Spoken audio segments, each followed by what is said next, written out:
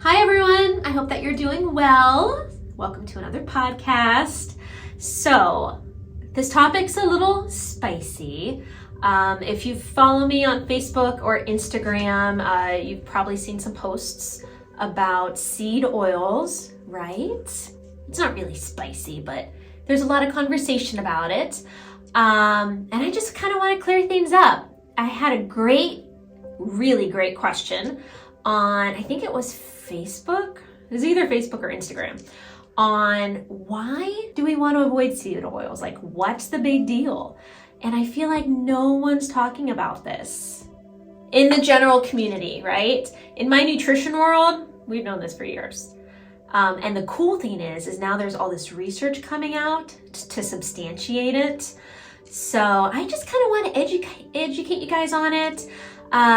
If you've seen my podcast on the pantry clean out, I talk about seed oils a lot. I talk about what oils we use and what we don't use. And I'll post a really handy oil chart for you. I'll do good, okay, and bad, right? Good, better, and best. So that way you guys can kind of print it out, keep it handy in your purse or your pocket or in the pantry, whatever. But let's just talk about that. So, what's the big deal? Well, we are what we eat. That's the problem, but it's also a good problem, right? So if we eat crappy food, like McDonald's or fast food or some of these other things, that literally becomes who we are. All of those nutrients or lack of nutrients make up who we are. If you eat, say, carnivore diet or paleo or clean, organic, all of those nutrients are going to become assimilated into you and your cell membranes, and that's going to affect so many things. One of the best examples of this to me is, and I'll just pick on smoking, for example, my smokers, right? In general, my patients or my friends that have smoked, they have more wrinkles, right? Wrinkles around the mouth. They just age a little bit faster, and there's really a chemical reason for that. It's oxidative stress. Oxidative stress with our cells will age us. There's no surprise there. If you have somebody that exercises all the time, that eats clean, that gets enough sleep, they age a little bit more gracefully for the most part. And even just with like twin studies, getting sleep versus not getting sleep, there's so much research on that with oxidative stress and aging. So what I'm trying to say is our lifestyle greatly impacts who we are, how we age, how we think, how we function. So seed oils is actually a really big part of that. And again, nobody's talking about this.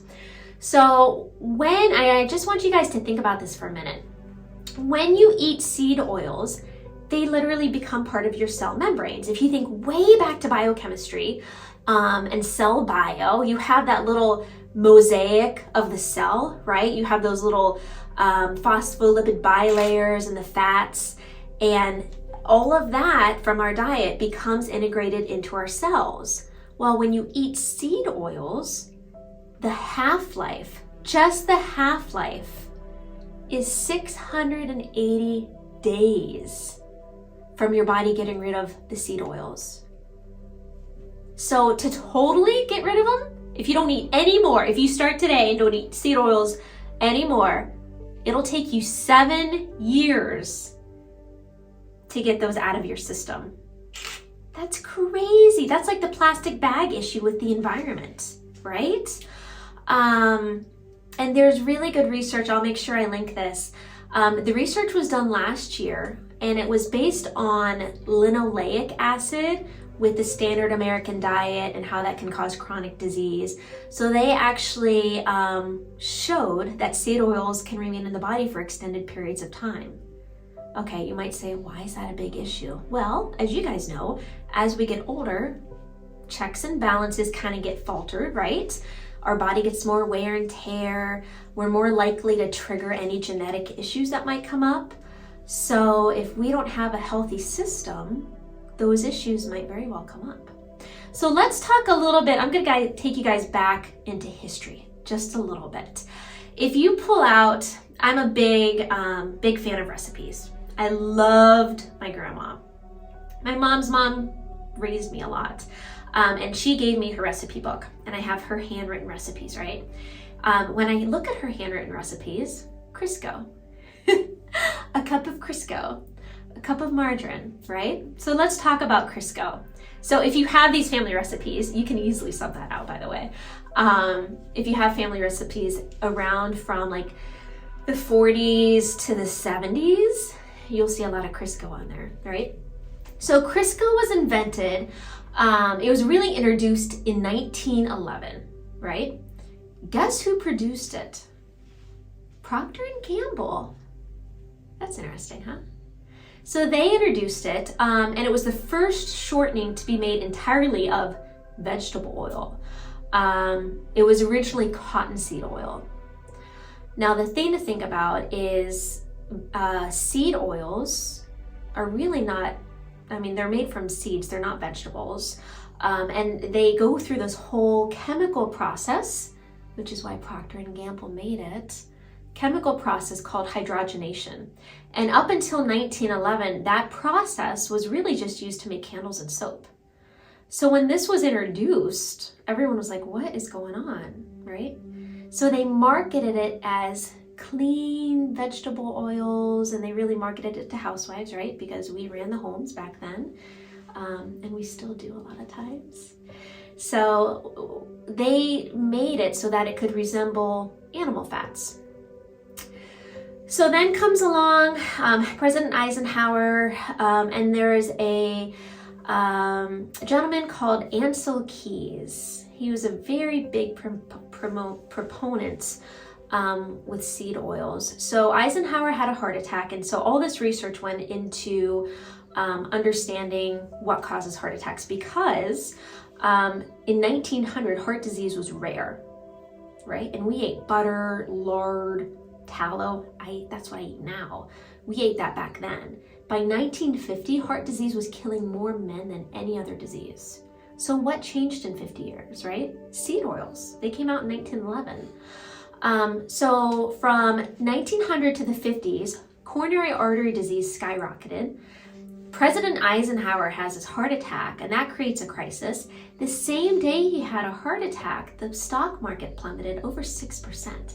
That's a lot if you follow the stock market. So they lost like $14 billion, lots of money since World War II, right? So Ancel Keys went on this mission to figure out what's causing all these issues, right? Or what are we doing?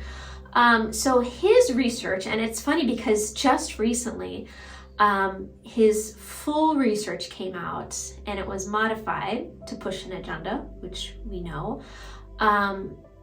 The data was so poor, it didn't include all total fat and heart disease.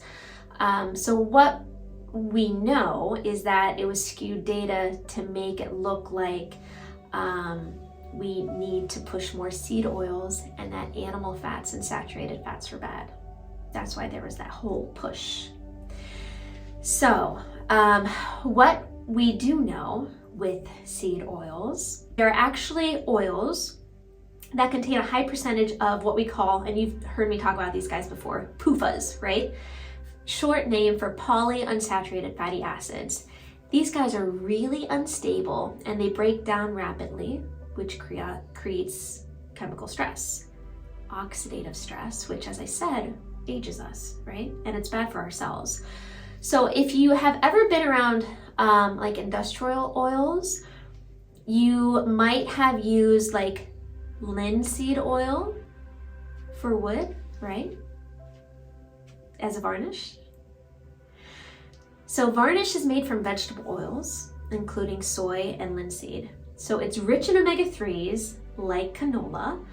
And because these oils are chiefly composed of PUFAs, they actually react with the air, with oxygen, and create a nice polymerization for that varnish and the hard coating, which is great for wood, but not good for our arteries, right? So when you think about it in that context, it makes a lot of sense. And it was funny because I was over at a friend's at Christmas, and they had pulled out canola oil. And my husband and I look at each other, we're like, oh my gosh, they're using canola oil. They don't know about seed oils. And so then we've had this conversation about it, and they thought we were crazy a little bit, but there's good research coming up here. So really, in reality, right, there's good, better, and best. A little bit of polyunsaturated fatty acids is really not a problem. We actually need some. So when we get them through whole foods, not through hydrogenation, get them through whole foods like sunflower seeds or chia or flax, all of those good fatty acids I've talked to you guys about, they're protected by antioxidants, they're whole, they're not stripped away through the industrial process. And anytime you process things, it becomes a different creature, right? We know this. So the refining process strips away the antioxidants. It makes them toxic because it produces exposure to heat, pressure, metals, and bleaching agents. I don't want to eat that. I don't want to cook with that. And the problem is then these molecules are toxic because they produce more free radicals. And those little guys are nasty because they hurt our DNA, our hormone receptors, our mitochondria. I know you guys have heard me say before, there's a really good study done, gosh, it's probably been about 3 or 5 years now, where if I'm the same person I am today versus in the 80s, I would weigh less than I did in the 80s.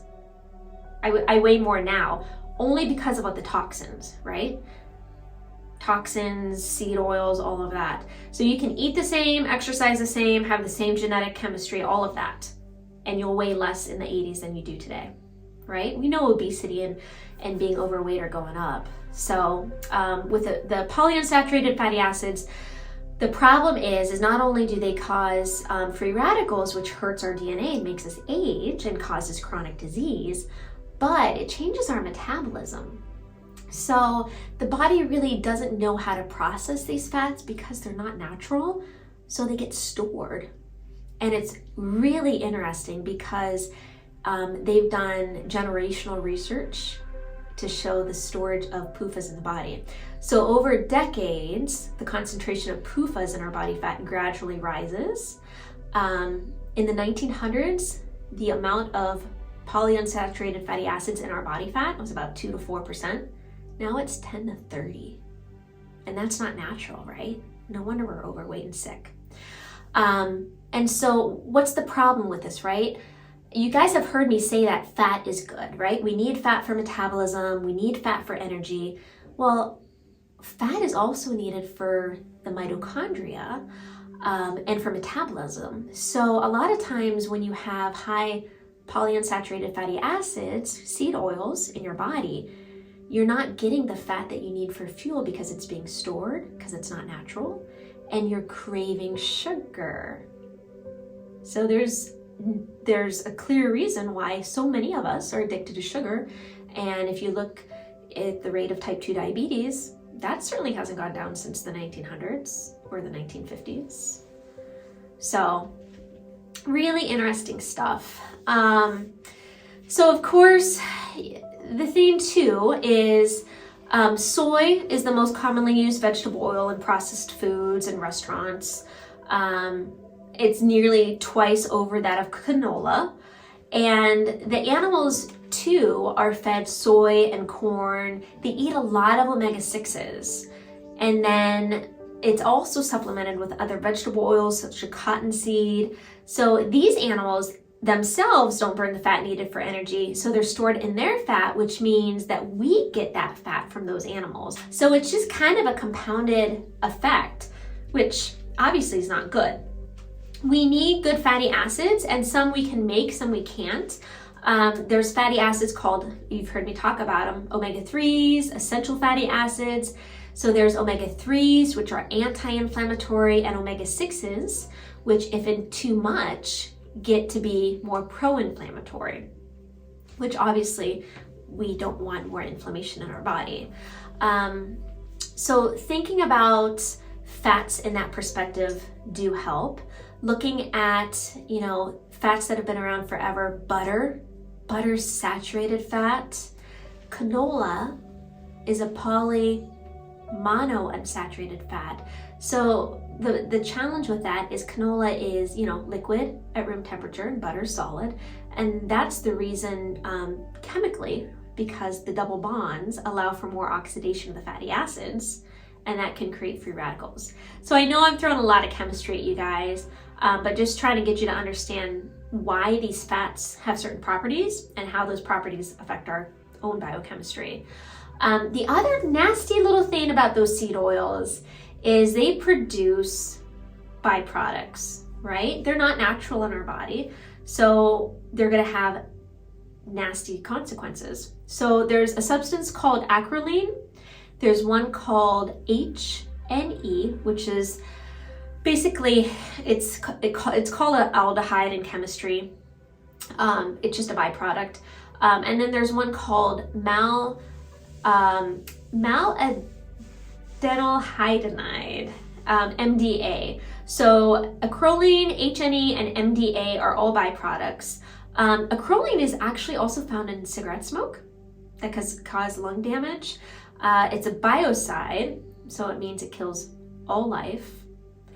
HNE and MDA are cytotoxic, so they kill cells, and they're mutagenic, so they cause mutations to the DNA, which we don't want. So the HNE specifically causes cell death. The MDA causes oxidative stress, and you can check for MDA. It's a marker of oxidative stress.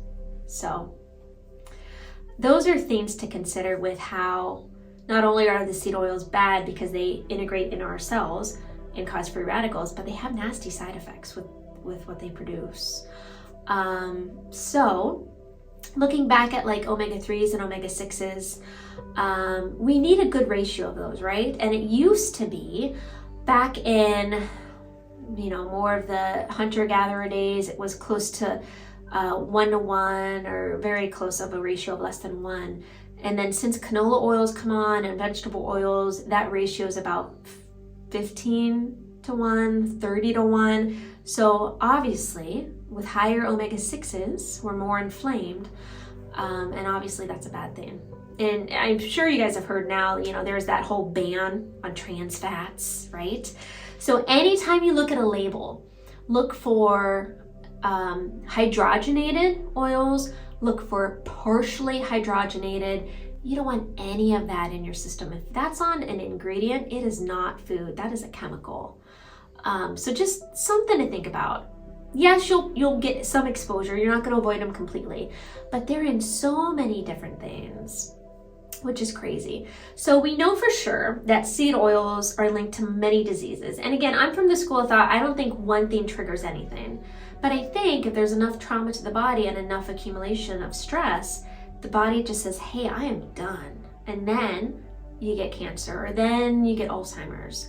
So vegetable oils can contribute to Alzheimer's, cancer, diabetes, right? Insulin resistance, heartburn, autism, dementia, heart disease, we know that, autoimmune, and leaky gut, right? That's a no-brainer, we know that.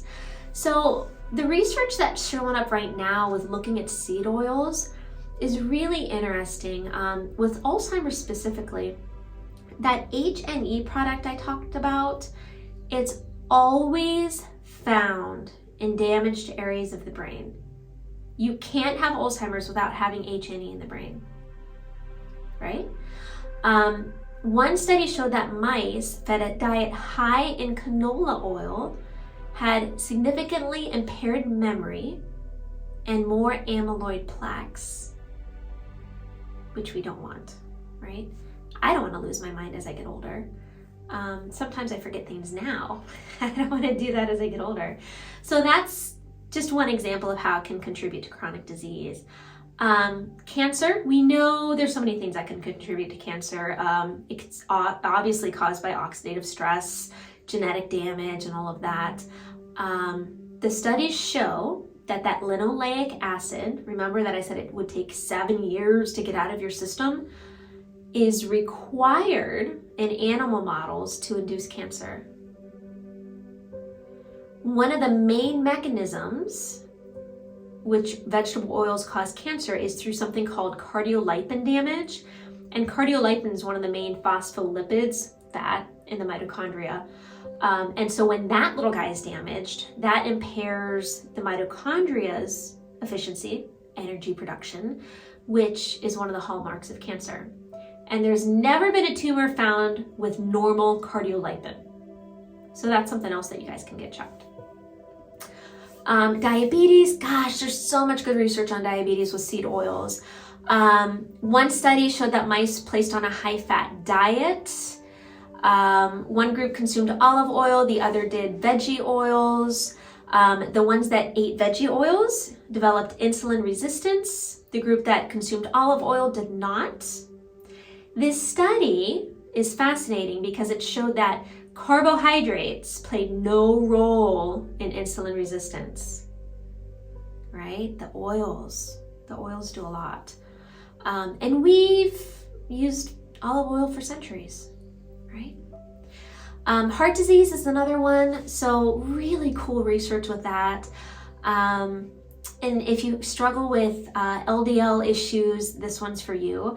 So 2 researchers discovered that LDL, which is lethal cholesterol, must be oxidized to cause macrophages to form foam cells. So basically, the LDL cholesterol needs to be oxidized to form foam cells, and these little foam cells cause plaquing in the arteries. So you cannot have lesions because of healthy LDL, no matter how high they are. You need oxidized LDL. So it doesn't matter how high it is, it has to be the oxidation that causes the issue. There's some other really good studies showing a control group continued to eat a diet high in saturated fats and animal fats. The intervention group ate a cholesterol-lowering diet that replaced saturated fat with veggie oils, so margarine and corn. The result, here's the catch, showed that the intervention group, so the group that ate the veggie oils, had 14% lowered cholesterol, okay, 22% increase in death, right? So it does lower your cholesterol because it's not a natural fat. So that just makes sense, but it causes more death because it's not a natural fat. So cholesterol is not a bad thing, just like fat's not a bad thing. Obesity, again, this is so interesting. There's so much research. Basically, there's studies showing that when you expose mice to a high omega-6 diet, that can affect accumulation of body fat across generations. So each generation that consumed omega-6s became fatter than the previous generation. What are we seeing today, right? For one, that nasty little HNE product I talked about will trigger fat accumulation by altering fat tissue. So I don't care how much you're exercising, I don't care how much cold therapy you're getting done to burn your fat cells, you are not getting rid of that HNE. So omega-3s encourage something called beta oxidation, which is basically burning of fat for fuel. Omega-6s suppress it. So you can eat, really honestly, you can eat as much omega-3 as you want. You're not gonna get fat, you're gonna have better metabolism. If you eat more omega-6s, it's gonna be the opposite. So really interesting studies out there. So hopefully I cleared up some questions for you guys about seed oils, where they kind of originated from, what they're doing to our health. As I said, I'll post a little chart showing like good, better, and best with the oils for you guys. And then of course, look out for that. If you haven't seen it, the podcast on the grocery clean out. And then give me questions. If you guys have any questions on, hey, can you find research on this? Or do you know anything about this? Send those my way because I'd love to have that dialogue with you.